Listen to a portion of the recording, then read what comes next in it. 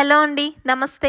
అందరు బాగున్నారా? బ్రెడ్ తో ఒక మంచి డిజర్ట్ చేశాను. Dessert name Shahi Tukda. ఎప్పుడైనా ట్రై చేశారా? స్వీట్స్ బాగా ఇష్టపడే వాళ్ళకి ఎప్పుడు తినే స్వీట్స్ లా కాకుండా కొంచెం కొత్తగా ఉంటుంది అండ్ చేయడం కూడా చాలా ఈజీ. 15 మినిట్స్ లో అయిపోతుంది. స్టవ్ మీద ఒక ప్యాన్ పెట్టుకుని ఇందులో 1/2 లీటర్ మిల్క్ తీసుకున్నాను. ఈ స్వీట్ ని పిల్లలు కూడా ఇష్టపడతారు, ఎందుకంటే మిల్క్ తో చేస్తాం కదా. కరెక్ట్ గా టైం మేనేజ్ చేసుకుంటే 15 మినిట్స్ లో అయిపోతుంది. ఇదిగోండి, మొత్తం 1/2 లీటర్ మిల్క్ ఇందులో వేసేయకుండా కొంచెం మిల్క్ ఉంచుకున్నాను. ఈ మిగిలిన మిల్క్ తర్వాత యూస్ చేస్తాను.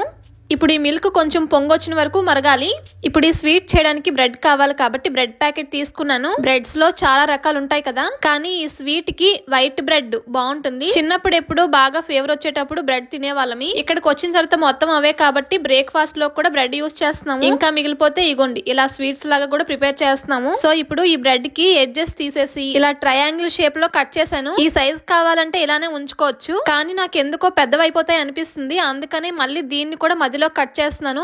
ఇలా కట్ చేసిన తర్వాత మనకి షేప్ లోనే మళ్ళీ చిన్న వచ్చాయి అనమాట. సో ఇవైతే సరిపోతుంది. ఈ సైజ్ మా పిల్లలకి కరెక్ట్ గా సరిపోతుంది. అంత పెద్ద పెద్ద సైజ్ ఉంచుకుంటే ప్యాన్ లో కూడా ఎక్కువగా వేయలేము. ఇప్పుడు మిల్క్ బాగానే మరుగుతున్నాయి. గరిటతో బాగా కలపాలి. బాగా చిక్కగా అవ్వాల్సిన అవసరం లేదు, కానీ దీని నుంచి వచ్చిన నొరగను కూడా ఇలా తీసి మళ్ళీ అలా కలుపుతూ ఉండాలి. ఇప్పుడు కొంచెం మిల్క్ ఉంచుకున్నాం కదా పక్కన, అందులోని 2 టేబుల్ స్పూన్ కస్టర్డ్ పౌడర్ వేస్తున్నాను. ఈ మిల్క్ లోని బాగా మిక్స్ చేసేయాలి. ఇప్పుడు వీటిని కూడా ఈ మిల్క్ లో కలిపేయాలి. ఇవి వేయగానే ఆటోమేటిక్ గా మిల్క్ కి చిక్కదనం వచ్చేస్తుంది అండ్ కలర్ కూడా చేంజ్ అవుతుంది. చాలా బాగుంటది. ఇంకా మంచి కలర్ రావాలంటే కొంతమంది కుంకుమ వేసుకుంటారు. మా ఇంట్లో లేదు కాబట్టి నేను వేయట్లేదు. ఇప్పుడు షుగర్ యాడ్ చేయాలి కదా. మా ఇంట్లో వైట్ షుగర్ చాలా తక్కువ ఉంది, అది వేసేసాను, కానీ సరిపోదు. అందుకనే ఇంకో 4 టేబుల్ స్పూన్ బ్రౌన్ షుగర్ వేస్తున్నాను. అవి ఇవి దొరికినవన్నీ కలిపేసి మిక్స్ చేసేసి వేసేస్తున్నాను. ఈ పాలు మాత్రం బాగా కలపాలి. ఇవి ఇంకొంచెం సేపు మరగాలన్నమాట. ఈ లోపల ఈ బ్రెడ్స్ ని డీప్ ఫ్రై చేసుకోవాలి. దానికోసం పక్క స్టవ్ మీద ప్యాన్ పెట్టుకుని ఆయిల్ వేసాను. ఈ ఆయిల్ హీట్ అయ్యే లోపల ఇంకొకసారి బాగా కలిపేసుకుంటున్నాను.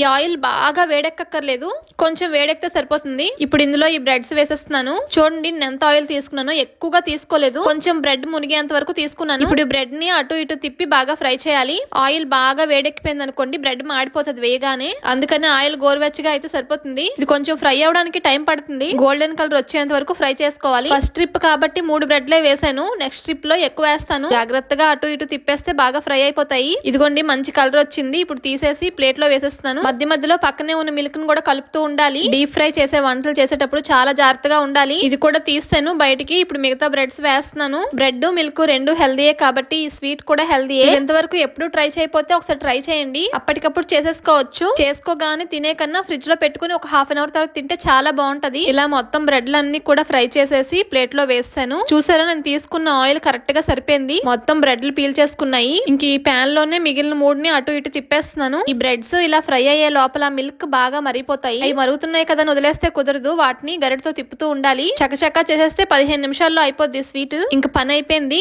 మిల్క్ కూడా ఈ లోపల మరిగిపోయి ఉంటాయి. 2 స్టవ్లు ఆఫ్ చేసాను. ఇప్పుడు ఒక ట్రే లాంటి తీసుకుని ఇందులో బ్రెడ్స్ ని పెడుతున్నాను.